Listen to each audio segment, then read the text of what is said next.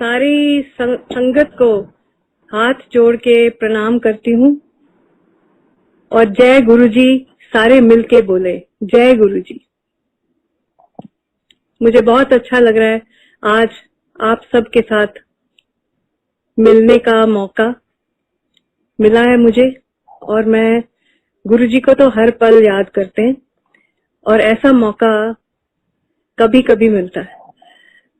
ये मौका मुझे भी उनके दर्शन करने का मिला था जिसने मेरी जिंदगी को संवार दिया।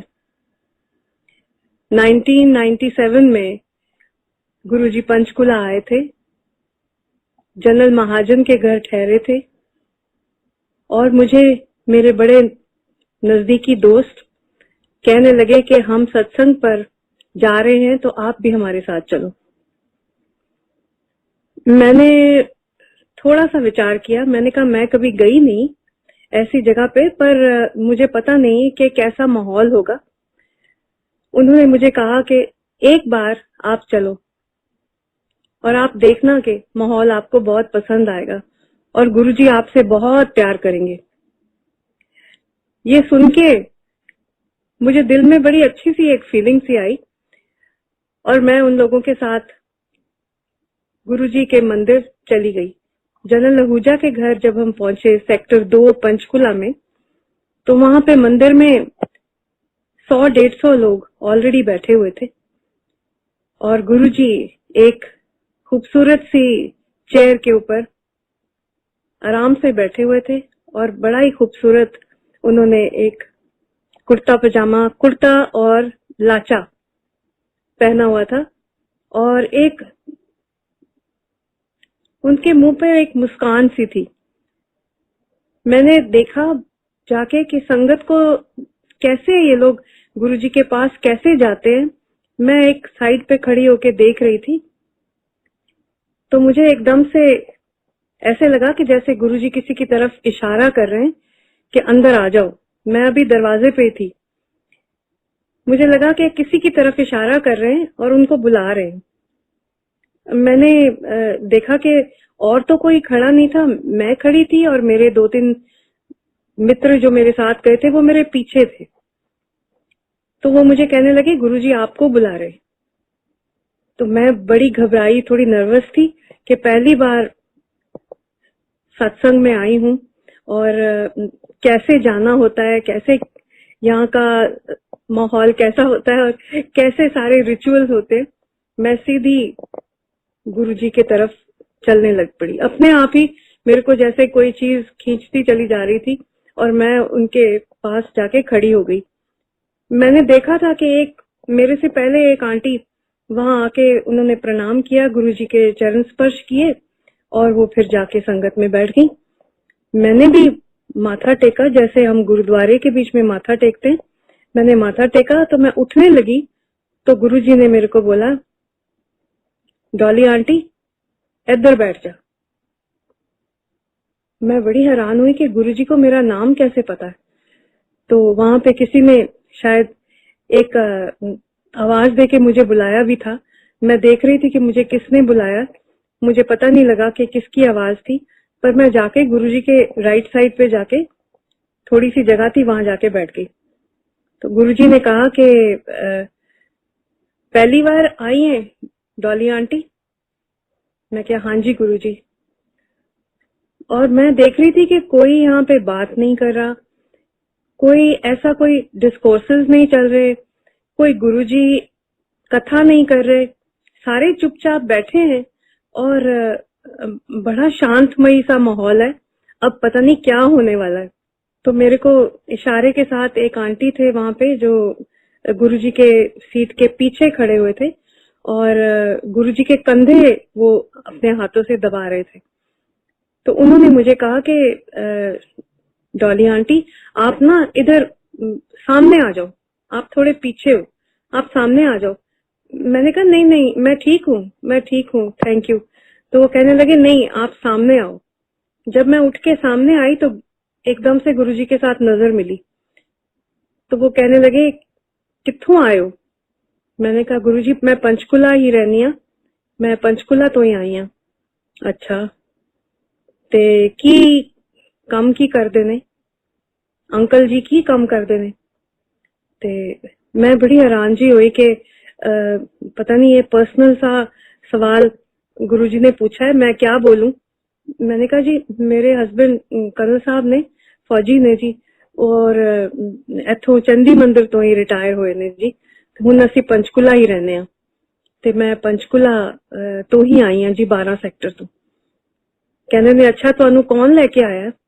मैं क्या मेरे बहुत अच्छे मित्र ने जी, सरदार प्रितपाल सिंह जी, ते अच्छा अच्छा अच्छा सिद्धू साहब ते बराड़ साहब।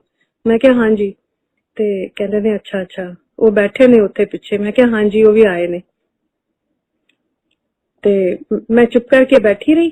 ते कहने लगे अच्छा डॉली आंटी लंगर खा के जाना। हुण मैनू नहीं सी पता कि लंगर कहाँ पे है, कब मिलेगा और कब कौन सी जगह पे जाना पड़ेगा। यहाँ तो एक बड़ा सारा हॉल है और लंगर पता नहीं कहाँ पे सर्व होगा। खैर मैं इधर उधर देखने लगी कि शायद प्रितपाल और मेरे दोस्त जसपाल सिद्धू ये बताएंगे मुझे आके कि क्या करना है। अब मैं चुप करके बैठी रही। गुरुजी को लगा कि मैं थोड़ी सी परेशान हूँ। उन्होंने मुझे कहा कि तुसी इस तरह करो, तुसी चाह दा प्रसाद लो। तो वो दो लेडीज उठी वहां से और मैं उनको किसी को जानती नहीं थी यहाँ पे। मुझे लगा कि शायद चाय की सेवा करनी है तो शायद खुद उठ के जाना है, कोई रसोई घर है या कुछ ऐसे है। तो मैं उठ के उनके साथ खड़ी हो गई। मैंने कहा मैं हेल्प करूं। तो वो कहने लगे नहीं नहीं असी अपने आप करांगे, तुसी बैठो। तो झट ट्रेस के बीच में चाय आ गई और कितने सारे ग्लासेस के बीच में सबको चाय सर्व हो रही थी। सर्दियों के दिन थे, तो सबने चाय पी और फिर सारे बैठ गए। फिर एक दो लोग आए अंदर और उन्होंने आके गुरुजी को प्रणाम किया, चरण स्पर्श किया और कहने लगे हम लुधियाना से आए हैं। तो गुरुजी ने उनका नाम लिया और बोला कि बैठो बैठो आओ बैठो। ते वो लड्डुओं के डब्बे लेके आए थे।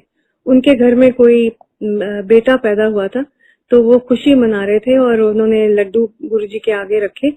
तो गुरुजी ने वो प्रसाद सबको बांटने के लिए वो लड्डू का डब्बा खोला और एक एक जने को प्रसाद देने लगे। तो मैं भी मेरे पे ही आगे हाथ पे प्रसाद रखा और सब लोग उठ उठ के जा रहे थे प्रसाद लेने के लिए। तो मैं भी उठ के चली गई। तो गुरुजी कहने लगे डॉली आंटी बैठ जाओ, हाले जाना नहीं है। उन्होंने सोचा कि मेरे को ऐसे लगा कि वो सोच रहे हैं कि मैं प्रसाद ले लिया है अब तो अब जाना है। कहने लगे नहीं अभी जाना नहीं है, अभी लंगर खा के जाना।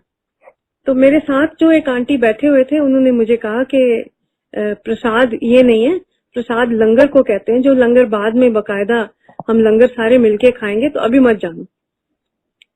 खैर मैं फिर बैठ गई। आधे घंटे पौने घंटे के बाद एक लेडी और उठे। उन्होंने कहा जी गुरुजी लंगर उन्होंने ਕੰਨ ਦੇ ਵਿੱਚ ਕਿਹਾ ਗੁਰੂਜੀ ਨੂੰ ਕਿ ਲੰਗਰ ਤਿਆਰ ਹੋ ਗਿਆ ਤੇ सत्संग ਦੇ ਵਿੱਚ ਸਾਰਿਆਂ ਲੋਕਾਂ ਨੂੰ अनाउंसमेंट दे कर रही हूं मैं। तो गुरुजी ने कहा हाँ सारे। तो गुरुजी ने कुछ नहीं बोला, उनको ऐसे सिर हिला के इशारा किया, ओके ओके का इशारा, और वो उठ के खड़े हो गए अपनी चेयर पे और आगे चल के ड्राइंग रूम से बाहर निकल गए। तो मैंने सोचा शायद गुरुजी अब चले गए हैं और अब यहाँ पे हॉल में ही शायद लंगर सर्व होगा जैसे गुरुद्वारे में होता है। तो सबने इशारा किया नहीं, लंगर पीछे होता है बैक साइड पे, बैकयार्ड के बीच में। तो सारे उठ के उधर जाने लग गए। वहां पे बकायदा सबको थालियों के बीच में लंगर, और इतना स्वाद लंगर था वो कि मुझे ऐसे लगा कि मैं किसी गुरुद्वारे में आई हूँ, क्योंकि गुरुद्वारे का लंगर भी बहुत स्वाद होता है। एक दाल थी, चपाती थी और चटनी थी साथ में, बहुत ही टेस्टी। और साथ में सबको पानी का प्रसाद भी मिल रहा था। सबने अपना अपना प्लेट थाली खाई और थाली को जाके और वॉश करके वहां रख दिया। मुझे लगा कि बड़ा ही सिस्टमैटिक सा सबका बिहेवियर है और बड़ा अच्छा लगा मुझे। और मैं लंगर खा के फिर गुरुजी को ढूंढने लगी कि अब पता नहीं वो कहाँ चले गए, पर गुरुजी उस वक्त फिर नजर नहीं आए। पता लगा कि वो अपने कमरे में चले गए। अगले दिन ऐसे हुआ कि मेरे को जैसे एक अजीब सी तलब लग गई कि मैं अगले दिन फिर गुरुजी को के दर्शन के लिए जाऊं। मैं कभी ऐसी जगह पे नहीं गई थी, पर मुझे एक अंदर से एक ऐसे फीलिंग हुई कि मुझे आज भी जाना चाहिए। मैंने कर्नल साहब को कहा कि मैं आज फिर चली जाऊं, तो कहने लगे अगर तुम्हारा दिल करता है तो जाओ, जरूर चले जाओ। पर क्या होता क्या है वहां पे, मैंने उनको सब बताया और मुझे परमिशन उन्होंने दे दी कि जाओ देखो अगर तुम्हारा दिल करता है। तो मुझे मेरे दोस्तों ने ये कहा था कि गुरुजी की ब्लेसिंग्स जब मिलती हैं तो तुम्हें ऐसा अजीब सा एक आशीर्वाद मिलता है जिसका वर्णन करना बड़ा मुश्किल है। ना तो वो कुछ बोलते हैं, ना कुछ वो ऐसी बात कोई कहते हैं कि तुम्हें लगे कि वो तुम्हारी कोई दुविधा को या तुम्हारे किसी कष्ट को दूर करने के लिए कोई कथा सुना रहे हैं या कोई डिस्कोर्सेस दे रहे हैं। ऐसा कुछ नहीं होता यहाँ पे। गुरुजी का कल्याण करने का एक अजब सा तरीका है। तो उससे पहले मैं अपने बेटे को, मेरा बड़ा बेटा रूमेटॉइड आर्थराइटिस के साथ बीमार हो गया था, तो मैं उसको कनाडा अमेरिका ट्रीटमेंट कराने के लिए लेके गई थी। काफी कष्ट उसने सहा था, तो मेरे मन में था कि किसी तरह मेरा बेटा ठीक हो जाए। ये बात मेरे दोस्तों को भी पता थी कि मेरे मन में एक बहुत अशांति है इस बारे में कि मेरा बेटा ठीक से चल नहीं सकता, आर्थराइटिस हो गया उसको, इतने छोटे से बच्चे को 9 साल की उम्र में बुखार हो गया था और अब वो 15-16 साल का हो गया है। तो कैसे जिंदगी कैसे होगी। तो मेरे दोस्तों को मेरी ये प्रॉब्लम पता थी। उन्होंने कहा कि एक बार गुरुजी से आशीर्वाद लो, हो सकता है उनका प्रताप हो और उनका कोई ऐसा करिश्मा हो जाए कि तेरे बेटे को आशीर्वाद मिल जाए। सो माँ की ममता जाग जाती है उस वक्त कोई ऐसी बात बोले। मैंने कई और तरीके इस्तेमाल भी किए थे, कई डॉक्टर बदले थे, कई अस्पतालों के बीच में इलाज करवाया था, पर मेरा मन फिर भी अशांत था क्योंकि अपने बेटे को तकलीफ में देख के मुझे बिल्कुल अच्छा नहीं लगता था। किसी तरह उसका रोग ठीक हो जाए और वो चलता फिरता नजर आए। तो गुरुजी के पास आने का ये कारण बन गया कि मुझे लगा कि गुरुजी मुझे आशीर्वाद देंगे और मेरा बेटा ठीक हो जाएगा, तो मैं उसके लिए कुछ भी करने को तैयार हूँ। अगले दिन जब मैं गुरुजी के मंदिर में पहुंची तो गुरुजी अभी ड्राइंग रूम में बैठे ही नहीं थे, बाहर ही मिल गए। वो बाहर संगत के साथ बातें कर रहे थे किसी के साथ और वहां ही टहल रहे थे। जब मैं गई तो मैंने प्रणाम किया, चरण स्पर्श किया गुरुजी को और मैं कुछ बोल नहीं पाई। मुझे बोलने का कोई तरीका भी नहीं पता था कि यहाँ कैसे बोला जाता है। तो गुरुजी कहने लगे डॉली आंटी आ गई हैं। मैं क्या हाँ जी गुरुजी। तो कहने ने आओ अंदर बैठो।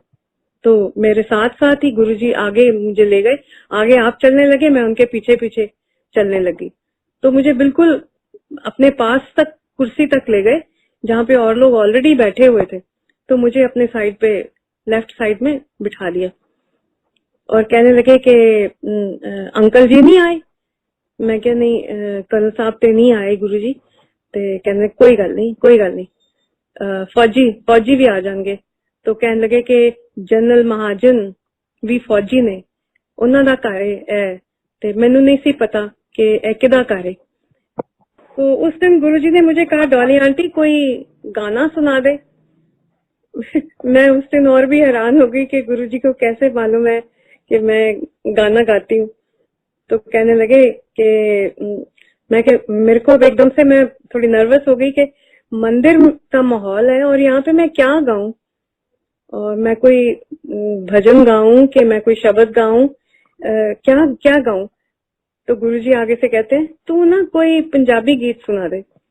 मैं बहुत हैरान हुई, मैं गुरुजी की तरफ देखने लगी और मेरे मुंह से एकदम निकला हो गुरुजी पंजाबी गीत। तो कहने लगे हाँ पंजाबी गीत लौंग गवाचा गा दे। तो मैं बड़ी हैरान हुई, मैंने कहा पता नहीं गुरुजी क्या बात कर रहे हैं, मेरा कहीं मजाक तो नहीं उड़ा रहे। तो एक आंटी थे वहां पे, उन्होंने कहा कि नहीं गुरुजी सब सुन लेंदे ने, गुरुजी जो कहंदे ने ओही भजन कीर्तन बन जांदा है और असी सारे बहुत इंजॉय करांगे। डॉली तू बेझिझक होके गा। तो एक आंटी फटाफट एक ढोलक निकाल के ले आए, मेरे हाथ में ढोलक पकड़ा दी मैंने ढोलक अपने आके रख के मैंने लौंग गवाचा, पूरा गाना गाया। और गुरुजी ने मेरे को बोला कि तू ना बस गांधी रह, तू बस गांधी रह डॉली आंटी। मैं क्या थैंक यू गुरुजी, तुसी मैनू क्या है गान नू, ते मैं बहुत खुश हो गई हां, क्योंकि मैनू गाना बहुत अच्छा लगता है। कोई गाने वास्ते कहे ते मेरे को तो रुकिया ही नहीं जाता, कहने ने नहीं तू रुकना ही नहीं, तू गांधी रहना। उस तो बाद मैं थोड़ी देर दे बाद लंगर दा टाइम हो गया, ਅਸੀਂ लंगर खाया और सारे इधर उधर हो गए। हुण एक दिन दे विच ही ऐसा माहौल कुछ बन गया, मैनू समझ ही नहीं आया कि ए लोग मेरे ना वाकिफ हुंदे भी मेरे सारे वाकिफ बन गए। और ऐसे लगा कि जैसे सारे ही दोस्त हैं, हम लोग सब एक ही थॉट के और एक ही फीलिंग के साथ गुरुजी के पास आए हुए हैं, उनसे आशीर्वाद लेने के लिए। तो हमारा सबका मन एक जैसा था, इमोशनली बाउंड होते हैं जैसे। और सारे मेरे दोस्त बन गए, सारे अंकल, सारे आंटियां, सारे बच्चे। और मुझे बिल्कुल ऐसे लगा ही नहीं कि मैं सिर्फ आज मेरा सेकंड डे है। फिर एक महीना गुरुजी जनरल आहूजा के घर रहे। वो एक महीना पूरा मैं रोज गुरुजी को मिलने जाती थी, और रोज शाम मेरे को तलब लगी होती थी कि मैं गुरुजी के दर्शन कैसे करूं। और जिस दिन कभी मैं ना जा पाती तो गुरुजी, हैरानगी की बात यह है कि 10-15 दिन बाद मैं गुरुजी के साथ इतनी फ्री हो गई कि गुरुजी मेरे को टेलीफोन कर देते थे, डॉली आंटी की गल है, तू आई नहीं। मैंने बोला कि गुरुजी मेरे को जाना पड़ गया, कहीं मेरा शो था, मुझे जाना पड़ गया, कोई गल नहीं, ते कल जरूर आ जाए। ऐसे करके मुझे बुला लेते थे। मैं बहुत हैरान होती थी कि ये ऐसी एक शख्सियत है जिसके सारे इतने दीवाने हैं और सारे उन पे इतना मान करते हैं और इतनी इज्जत देते हैं। एक ऐसा शख्स जो एक पहुंची हुई शख्सियत है, वो मेरे को टेलीफोन करके इतने प्यार से बोल रहे हैं, तो मुझसे तो रहा ही नहीं जाता था। शाम होती थी तो मैं चल पड़ती थी गुरुजी के मंदिर। फिर वो प्यार ऐसे बढ़ता चला गया कि हर फंक्शन के ऊपर, दिवाली हो या बड़ा दिन हो, कोई भी गुरुजी का अपना जन्मदिन हो, हम सारे इकट्ठे होते थे और मैं बकायदा कीर्तन किया करती थी। 2-2, 3-3 घंटे मैं गाती थी बकायदा संगत के सामने। 3-3, 4-4 हजार लोग होते थे। 34 सेक्टर में चले गए गुरुजी, वहां पे भी हम सत्संग करते रहे। रोज मिलना, रोज गुरुजी से बातें करनी, उनसे और लोगों की बातें सुननी, और लोग आके अपनी कहानियां बताते थे, किस किस को क्या क्या गुरुजी के मिलने के बाद क्या क्या फायदे हुए थे और क्या क्या उन्होंने जिंदगी के बीच में पाया था। बहुत कुछ खोया हुआ था जो उनको मिल गया था। कई लोगों के रोग दूर हुए थे। वहां पे जाके, वहां उस मंदिर में बैठ के बहुत कुछ सुनने को मिलता था। और एक मंद मंद आवाज के बीच में कोई ना कोई एल्बम कीर्तन का या भजनों का या शब्दों का मंदिर में चलता रहता था। उससे एक माहौल इतना पायस लगता था और इतना पवित्र लगता था। और बीच में गुरुजी बैठे हुए सज धज के इतने सुंदर लगते थे। और हम लोग सारे जितने भक्त थे, उनको ये एक गुरुजी को मिलने की एक ऐसी तांग, एक ऐसी कशिश होती थी कि हमसे गुरुजी को मिले बगैर रहा ही नहीं जाता था। पर काफी देर के बाद, कई साल ये चलता रहा सिलसिला। जहां जहां मौका मिला गुरुजी यहाँ से चले भी गए। गुरुजी हमको अपने साथ अपने गांव भी ले गए। और जहां जहां गुरुजी ने कहना, हम सारे लोग जितने गुरुजी के भक्त थे, गुरुजी के दीवाने थे, हम साथ जाते। कई बारी गुरुजी लीड करते अपनी गाड़ी में, कार में, और पीछे सारी कॉन्वॉय 20-20, 30-30 गाड़ियों की चंडीगढ़ से पटियाला जा रही है, कभी चंडीगढ़ से लुधियाना जा रहे हैं, कभी चंडीगढ़ से गोविंदगढ़ जा रहे हैं। ऐसे हम लोग सारे इकट्ठे हो के अलग अलग जगह पे गुरुजी के साथ जाते थे। बहुत सारे समागम किए। एक दिन ऐसे पता लगा कि गुरुजी अब दिल्ली जा रहे हैं, तो बड़ी घबराहट हुई कि अब गुरुजी चंडीगढ़ से दूर चले जाएंगे तो हम कैसे मिलेंगे उनको। तो लोगों ने बताया कि गुरुजी आते रहते हैं, दिल्ली भी जाएंगे, जालंधर भी जाएंगे, अब जलंधर कम जाते हैं पर चंडीगढ़ ज्यादा आएंगे, तो थोड़ी तसल्ली हो गई। तो जब दिल्ली जाने की बात हुई तो मुझे थोड़ी सी ऐसे लगा कि थोड़ा दूर है, तो मैं रेगुलरली तो गुरुजी को मिल नहीं पाऊंगी। तो दिल्ली सुधा आंटी के घर पहला सत्संग हुआ था, तो मैं गुरुजी को मिलने के लिए गई। तो गुरुजी ने कहा, डॉली आंटी तू क्यों आ गई है? मैं कहा, गुरुजी तुहाडे दर्शन करन आई हां। तो कहने लगे, नहीं तेनू आन दी कोई लोड़ नहीं, तेरा कल्याण हो गया। हाथ उठा के उन्होंने, जैसे गुरु नानक देव जी की एक तस्वीर में वो आशीर्वाद दे रहे हैं हाथ उठा के, वैसे ही गुरुजी ने अपना राइट हैंड उठाया और ऊपर करके और मेरी तरफ देख के बोला कि तेरा कल्याण हो गया, तेनू आन दी कोई लोड़ नहीं। मेरे को पता नहीं कैसे फीलिंग हुई, एक झटका सा लगा कि अब मेरे को कह रहे हैं कि मैं ना आऊं। मैंने कहा, गुरुजी ऐसे कैसे हो सकता है कि मैं आपको ना मिलूं? कहते नहीं, एनी दूर आने की कोई लोड़ नहीं। सो मुझे दिल्ली आने से रोक दिया, पर मेरा मन यही था कि गुरुजी को मैं मिलती रहूं, फिर भी मिलती रहूं। फिर भी हर बार कोई ना कोई फंक्शन होता तो गुरुजी मेरे को इनविटेशन भिजवा देते किसी ना किसी से कि वहां पे जाओ, वहां पे चले जाओ, आज गोल्फ लिंक्स के बीच में सत्संग हो रहा है, आज बड़े मंदिर में सत्संग होना है, या सुधा आंटी के घर होना है, और अलग अलग जगह के ऊपर फंक्शन होना है। तो अगर गुरुजी की बातें करते करते तो मैं कहीं और दूसरी दुनिया में पहुंच जाती हूँ। और मुझे कहने लगे कि अपने बेटे को लेके आओ। तो मेरा बड़ा बेटा व्हीलचेयर में था, मैं उसको मिलाने के लिए गुरुजी के पास दे गई। उन्होंने उसके सिर पे हाथ रखा और बोला कि सब ठीक है, कोई फिक्र दी गल नहीं है, बस इतना सा कहा और ज्यादा लंबा कुछ नहीं बोला। मेरे छोटे बेटे को बोला, ए बड़ा बड़ा जनरल बनेगा, जनरल साहब बनेगा। और मेरी बेटी सुनैनी को तो इतना प्यार करते थे गुरुजी कि उसके लिए रिश्ता भी ढूंढने लग गए कि इसकी शादी मैं करवाऊंगा। और सुनैनी ने उन दिनों में ऑस्ट्रेलिया जाना था स्कॉलरशिप पे, तो बोला कि इस लड़की को जाने दो, ये बहुत तरक्की करेगी पढ़ाई में। और मेरे सारी फैमिली उस गुरुजी के मंदिर में इतनी इन्वॉल्व हो गई थी कि हमारा दिल ही नहीं लगता था गुरुजी को देखे बिना। हर शाम हमारी मंदिर के बीच में ही गुजरती थी जब हम गुरुजी पंचकुला में थे। तो अब मुझे दिल्ली जाने की बात से मुझे बड़ी घबराहट हुई कि गुरुजी को मैं मिलूंगी नहीं। तो एक दिन क्या हुआ कि मेरी एक फ्रेंड है, वो दिल्ली में रहती थी, तो मैं अमेरिका जा रही थी और रात को मेरी फ्लाइट थी 2-2:30 बजे। तो मैं पहले अपनी फ्रेंड के घर गई, वहां से उसने मुझे ड्रॉप करने के लिए एयरपोर्ट जाना था।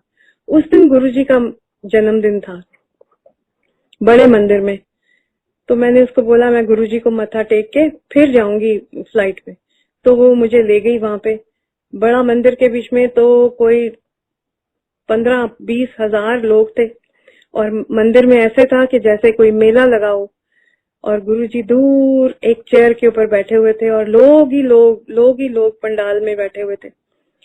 लाल कारपेट बिछा था, जहाँ गुरुजी की चेयर थी वहां से लेके एंट्री तक पूरा रेड कारपेट बिछा हुआ था।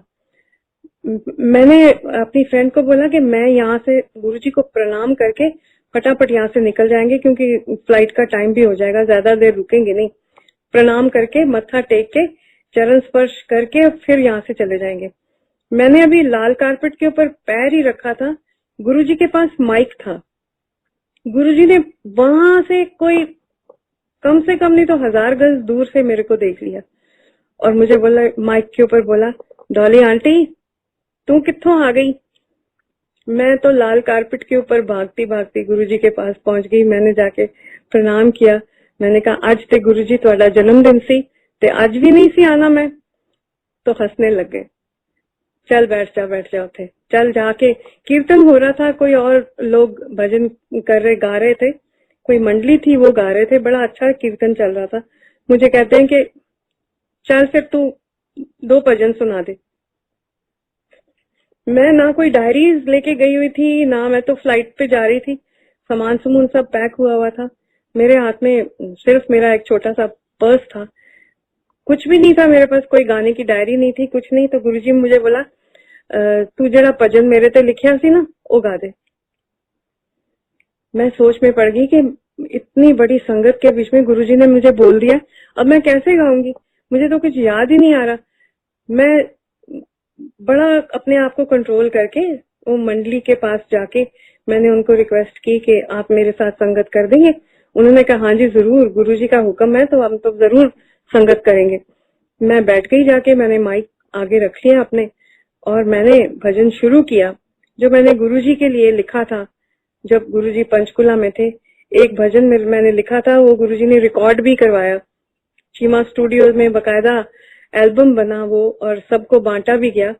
अब वो काफी लंबा भजन था। मैं सोचने लगी पता नहीं मुझे कितना याद आएगा, पर पता नहीं क्या करिश्मा हुआ, गुरुजी का आशीर्वाद था वो कि क्या था वो, ऐसा कोई वेव आई मेरे दिमाग में और मैं पूरा का पूरा भजन, जिसके 7 स्टैंजास थे, इतना लंबा भजन था, वो पूरा का पूरा मैंने बगैर डायरी के सारा गा दिया वहां पे। मैं खुद आज भी मैं हैरान होती हूँ कि वो पता नहीं कौन सी ताकत थी जिसने मुझे पूरा का पूरा भजन मेरे से गवा लिया बगैर कंसल्ट किए मेरी डायरी। नॉर्मली ये होता है कि आप कोई भजन बार बार गाते रहो तो याद हो जाता है। वो भजन गा के रिकॉर्ड कर दिया था और वो मंदिर में बजता था। मैंने ऐसे लाइव कभी नहीं गाया था, पर उस दिन वो करिश्मा हो गया तो मुझे पक्का यकीन हो गया कि ये कोई ऐसी ताकत है जिसने मेरे से ये गवाया। तो मैंने गुरुजी को उठ के दोबारा से चरण स्पर्श किए और मैं वहां से जाने लगी तो कहने लगे लंगर नहीं खा के जाएंगी, लंगर ते उत्थे चल रहा है, खा के जाई, अमेरिका दा टूर है, खा के जाई। तो मैं और मेरी फ्रेंड हमने दोनों ने जाके लंगर खाया और फिर हम वहां से गए। पर जब मैं अमेरिका से वापस आई तो मुझे पता लगा कि गुरुजी अब इस दुनिया में नहीं है। तो बहुत बहुत उदासी, अजीब सी एक उदासी छा गई। पर दिल में यह था कि गुरुजी के इतने भक्त हैं, हम गुरुजी को कभी अपने से दूर होने नहीं देंगे। वो हमारे मन में बसते हैं, हमारे घर में बसते हैं, हमारे हर जगह, हमारे घरों के बीच में, हमारी बातों के बीच में वो हमेशा हमेशा हमारे साथ है। मैं दुनिया में जहां जहां भी गई हूँ मैंने गुरुजी के भक्त देखे हैं, गुरुजी के भक्तों को मिली हूँ। पिछले साल मैं न्यू जर्सी गई थी, वहां पे भी मैं सत्संग करके आई। इतना अच्छा वहां पे माहौल था, उन्होंने बहुत ही बढ़िया न्यू जर्सी के बीच में अरेंजमेंट किया था और गुरुजी के भक्त इतने डेडिकेटेड और इतना सुंदर जगह उन्होंने बनाई हुई थी, इतना सुंदर सजावट की हुई थी, ऐसे ही लगा कि गुरुजी सामने ही बैठे। एक लाइफ साइज की बड़ी तस्वीर गुरुजी की लगाई थी, सुंदर पोशाक पहन के वो बैठे हुए थे और ऐसे ही लग रहा था कि जैसे वो हमारे सामने बैठे। तो गुरुजी का एक ऐसा ऑरा था, जो एक बार गुरुजी का भक्त बन जाता था वो कभी भी उनसे दूर नहीं जा पाता। उनकी कोई ऐसी शख्सियत ही ऐसी थी, कोई ऐसी बात नहीं थी कि उनके बीच में कोई आम जैसे गुरु होते हैं वो कुछ ना कुछ मांग लेते हैं या कुछ ऐसे दान करो या ऐसे करना है ऐसे। यहाँ पे कुछ माहौल ही कुछ और था, यहाँ पे सिर्फ सेवा ही सेवा थी। और मुझे ऐसे यकीन हो गया था कि गुरुजी, जिसका मन सच्चा है और गुरुजी को सच्चे मन से जो प्यार करता है उसको गुरुजी का आशीर्वाद मिलता ही मिलता है।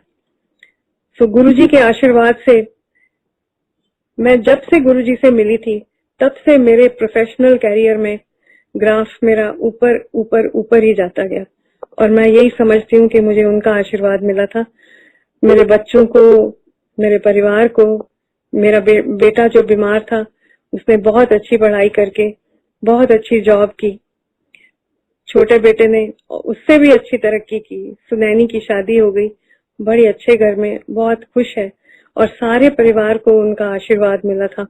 और मुझे बस उन्होंने यही कहा था कि तू गांधी रह, जितनी देर तू गांधी रहेंगी तेरा कल्याण होता रहेगा। और ये बात मेरे को उनकी इतनी ज्यादा मेरे मन के बीच में घर कर गई कि मैं कभी बीमार भी हो जाती हूँ तो मन उदास हो जाता है तो मैं कई बार कह देती हूँ बस अब नहीं मैं गाऊंगी। फिर मुझे गुरुजी की याद आ जाती है कि गुरुजी ने कहा था तू गाई जा, बस तू गाई जा। जब मिलना मेरे से गीत सुनने, पंजाबी गीत सुनने, यहाँ तक कि मैं माँ को भी एक बार ले गई। मेरी माँ इतनी मशहूर पंजाबी लोक सिंगर, और मैंने उनको बोला कि मैं गुरुजी को मिलती हूँ, मामा आप मेरे साथ चलोगे? उन्होंने कहा कि तेरी श्रद्धा है इतनी तो चल, मैं भी तेरे साथ चलती हूँ। जब मामा वहां गई तो गुरुजी ने इतना प्यार दिखाया। गुरुजी ने अपना कुर्ता स्पेशली मामा को दान गिफ्ट दिया, मामा की झोली में रखा और बोला कि अपनी बेटी नू हुन गान दो, हुन एन डॉली गाएगी। तो मामा ऑलरेडी ओल्ड हो चुकी थी, बट उन्होंने कहा कि गुरुजी मैं ते हाले भी गानी आ। कहते हाँ तू बड़ा गा लिया, हुन डॉली नू गान दे। तो मुझे शर्म सी आ गई कि गुरुजी क्या बोल रहे हैं, माँ को बोल रहे हैं तू बस कर, हुन ते डॉली नू गान दे। तो हम सारे हंसने लग गए। तो कहते ने अच्छा इस तरह कर दे, दिवाली ते दोनों मामा तिया गान गए। तो सुनैनी कहने लगी गुरुजी मैं नहीं गाऊंगी? कहते हाँ तू ही गा ली। तो हमने सब तीनों ने मिलके, मेरी माँ, मेरी बेटी और मैं, हम तीनों ने मिलके गुरुजी के मंदिर में दिवाली के ऊपर मिलके गाया। और गुरुजी ने माँ के मशहूर गाने सुने, और भक्ति संगीत तो थोड़ा बहुत हुआ पर लोकगीत ज्यादा हुए। तो आज तक जब भी कभी गुरुजी का सत्संग होता है, कहीं पे भी दुनिया में मैं जहां जहां पे भी गई हूँ, सत्संग में गई हूँ, तो मैं वहां पे गुरुजी के ऊपर लिखे हुए भजन के अलावा लोकगीत जरूर गाती हूँ। तो गुरुजी को बहुत अच्छे लगते थे। तो गुरुजी तो हमारे ऐसे लगता है रग रग में बसे हुए हैं। मेरे घर में हर जगह पर गुरुजी की तस्वीर कहीं ना कहीं पड़ी मिल जाती है, जो देख के ऐसे लगता है जैसे वो सामने ही बैठे। ऐसे तो कभी लगा ही नहीं कि वो है नहीं। तो हमने बहुत अच्छा टाइम गुरुजी के साथ गुजारा है। लोगों की बातें सुनने में कई बार बड़ी हैरानगी भी होती थी कि कैसे कैसे लोग परेशान हुए गुरुजी के पास आते थे कि डॉक्टरों ने मना कर दिया है कि अब इनका इलाज नहीं हो सकता। गुरुजी ने इधर बैठे ही उनके लिए मेडिटेशन करनी और उनको ठीक कर लेना, और डॉक्टर हैरान हो जाते थे कि ये कैसे हो गया, ये कौन सा करिश्मा है कि वो सारी तुम्हारा दुख दर्द सारा वो अपने ऊपर ले लेते थे और हमारा दुख दर्द दूर कर देते थे। ये एक बहुत बड़ी उनकी एक, क्या बोलूं, ये तो एक ऐसा कोई उनके बीच में उनको एक वरदान मिला हुआ था रब से। ऐसे लगता है कि वो रब के कोई भेजे हुए पीर थे जो हमारे पास आए थे और हम सबको आशीर्वाद देके गए। सो सत्संग करते हुए जो लोग बैठे होते हैं सारे एक दूसरे की तरफ देख रहे होते हैं कि ये कहाँ से वेव्स आ रही हैं जो सबको इन्वॉल्व करके जिसने बांधा हुआ है। कोई उठना नहीं चाहता। जब गुरुजी की बात हो रही होती है, कोई सत्संग कर रहा होता है, अपनी कहानी सुना रहा होता है, बैठ के सब इतने ध्यान से उसकी बात सुनते हैं। ऐसे ही लगता है कि जैसे ना उनकी वाइब्स जो है उनमें से वेव्स निकल रही हैं और वो हमारे तक पहुंच रही हैं। तो जब मैंने अमेरिका जाके सत्संग किया तो सारे मेरी बातें सुनने के लिए इतने ज्यादा उत्सुक थे। मेरा दिल करे कि मैं अपना पूरा दिल की बातें इन लोगों के साथ शेयर करूं कि इन लोगों ने तो गुरुजी को देखा नहीं है, हमने तो गुरुजी को चरण स्पर्श किए, गुरुजी के साथ बैठ के लंगर खाया है, गुरुजी के साथ कार में बैठ के सफर किया हुआ है और गुरुजी की छो हाथ मिली हुई है, गुरुजी के हाथ का आशीर्वाद मिला हुआ है। तो बड़ा दिल करता था कि सबको बताएं कि वो एक रब दे भेजे हुए बंदे सन जो हमारे लिए आए थे इस दुनिया में लोगों का भला करने के लिए। आप मेडिटेशन करके लोगों का भला करते थे। तो मुझे बातें करते करते इमोशनल हो जाती हूँ मैं कि मुझे उनका आशीर्वाद मिला और मैं एक बिल्कुल ऑर्डिनरी हाउसवाइफ से एक मशहूर सिंगर बन गई, जो मुझे लगता है गुरुजी की मेहर के साथ हुआ। 1997 में मैं गुरुजी को मिली थी और 99 में मेरा पहला मशहूर एल्बम जो हुआ अंबर सरे दे पापड़, वो गुरुजी को मिलने के बाद हुआ था। उसके बाद आई नेवर लुक बैक। तो मेरी दिन ब दिन तरक्की हुई और मुझे हर सांस यही लगता था कि मुझे आशीर्वाद अपने गुरु का मिला है, वो गुरु जो हमेशा मेरे मन में रहते हैं। ये किसी को बताया नहीं जा सकता कि तुम्हारे मन में क्या श्रद्धा है। एक डिवोशन जो होती है ये तुम किसी के साथ शेयर नहीं कर सकते, ये कोई दिखावा नहीं है, ये अंदर से आती है फीलिंग। और जब अंदर से फीलिंग किसी के साथ ऐसी डेडिकेशन की हो जाए, एक सिंसियर डेडिकेशन, तो आप बिल्कुल अपने आप को रोक नहीं सकते उस शख्स के साथ, उस गुरु के साथ प्यार करने को।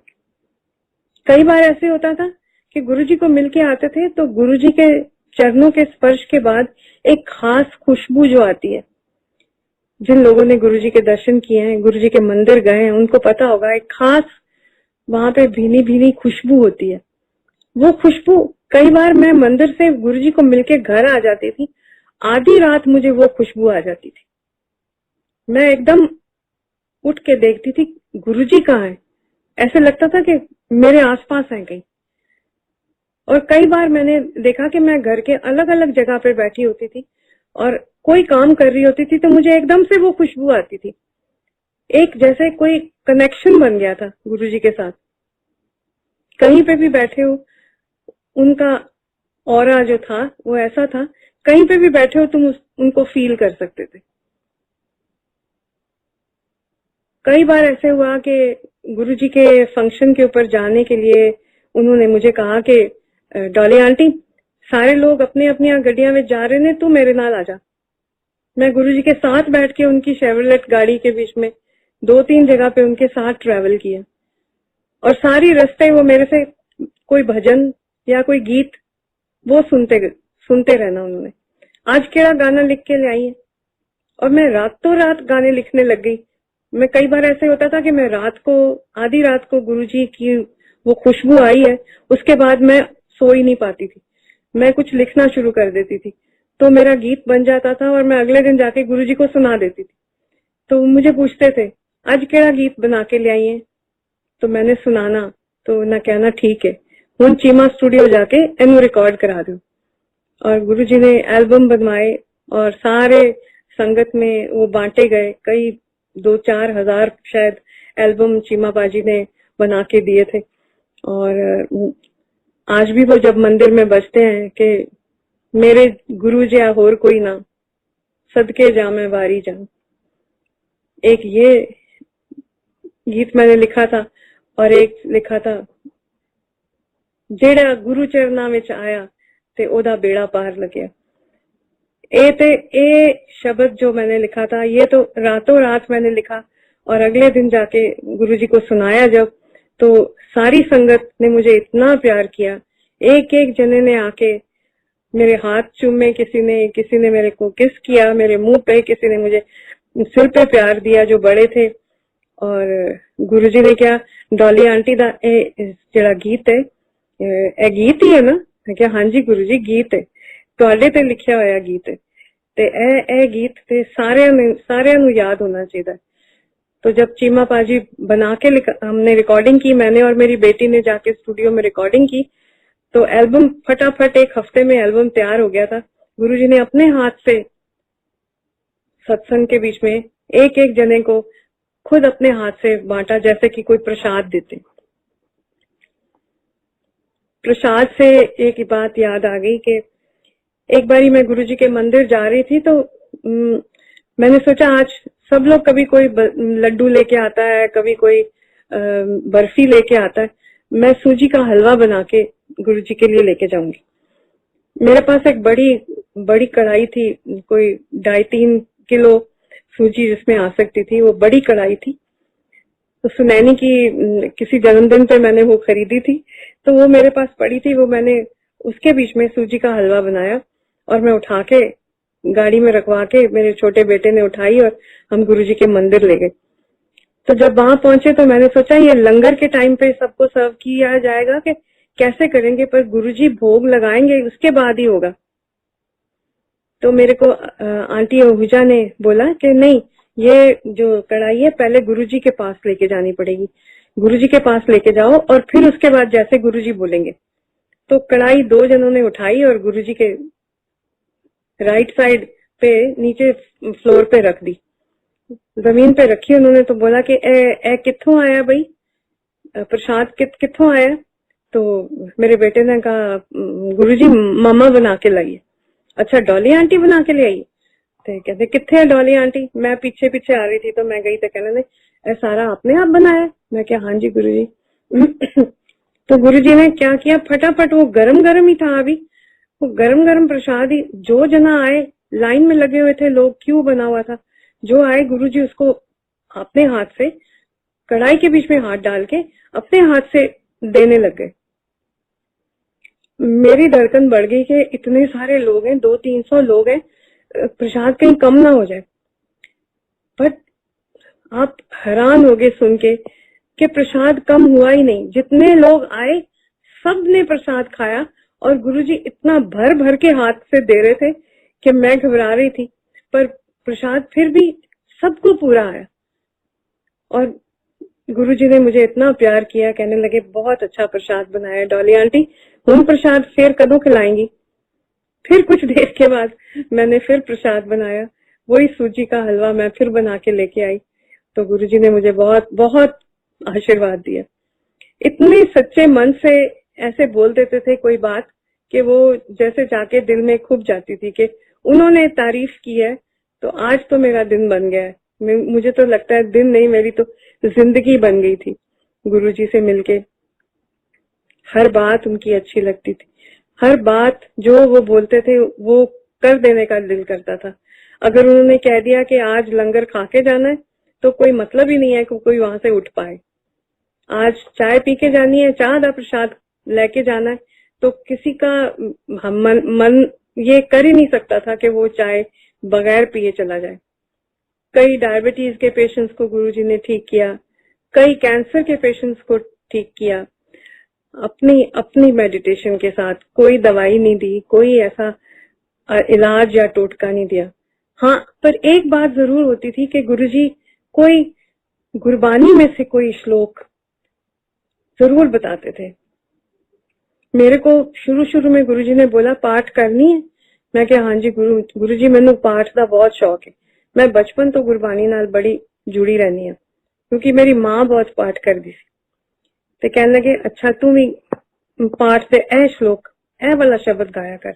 मैं क्या दसो गुरुजी ने दसिया मैनू, थिर कर बैसो हर जन प्यारे, सतगुर तुमरे काज सवारे। यह बहुत गुरबानी दे विच बड़ा मशहूर शब्द है। सो वो शब्द हमेशा मेरे मन में रहता है कि गुरुजी ने मेरे को कहा था। उठते बैठते वो अपने आप ही मुंह से निकल जाता है, वो बानी याद आ जाती है। थिर कर बैसो हरजन प्यारे, सतगुर तुमरे काज सवारे। सो ऐसी बातें वो कई लोगों को अलग अलग श्लोक देते थे। संता के कारज आप खलोया, हर कम करावण आया राम। ये भी किसी को दिया था शब्द। मैंने सुना था किसी आंटी को गुरुजी ने ये श्लोक भी बोला था।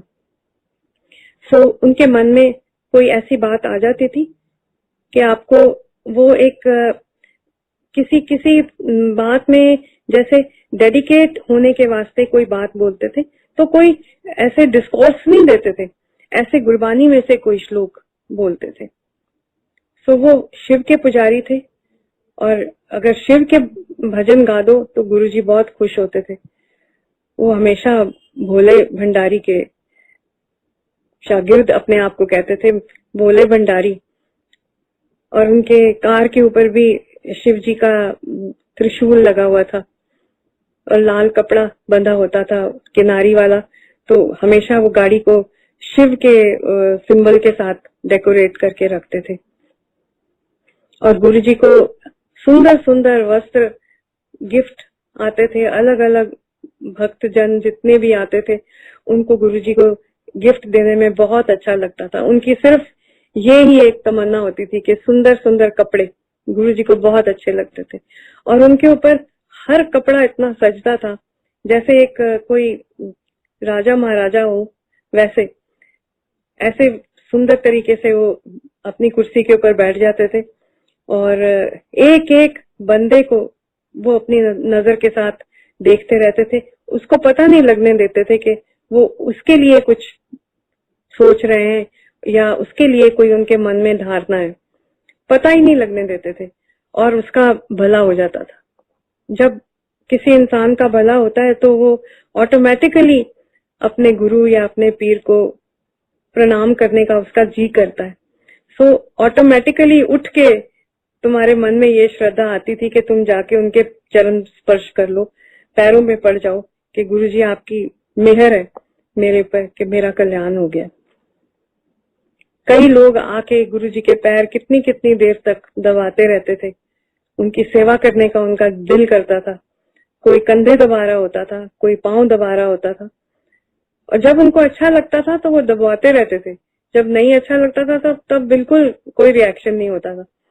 बोलते थे आराम से जाके बैठ जाओ, फलानी आंटी उत्थे बैठ जाओ, फलाने अंकल तुसी उत्थे बैठ जाओ, पास नहीं आने देते थे। पर जब उनका मन होता था तो दबवा लेते थे। ऐसे लोग दुनिया में कम आते हैं जो लोगों का भला करने के लिए आते हैं, वो कोई रब के भेजे बंदे होते हैं। सो लाख लाख प्रणाम हमारे प्यारे गुरुजी, हमेशा हमारे मन में रहेंगे जब तक हम जिंदा है। मेरे मन की तो यही श्रद्धा है और मैं सारे अपने सत्संग में आए हुए भक्तों को बोलूंगी कि गुरुजी के लिए कभी मन में द्वेष ना रखें। वो एक बहुत सच्चे और सुच्चे इंसान रब के भेजे हुए थे। जय गुरुजी।